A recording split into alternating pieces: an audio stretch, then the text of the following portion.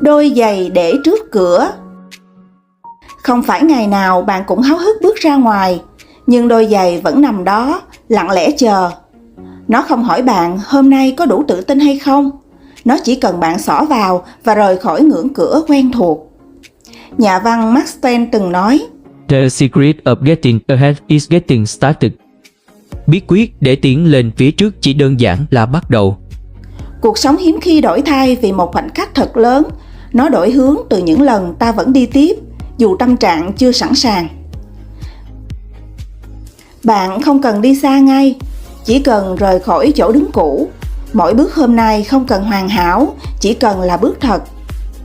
Đừng chờ ngày đủ động lực mới bước, chính bước đi sẽ tạo ra động lực. Cố lên nhé, hôm nay chỉ cần xỏ giày, vậy là đủ.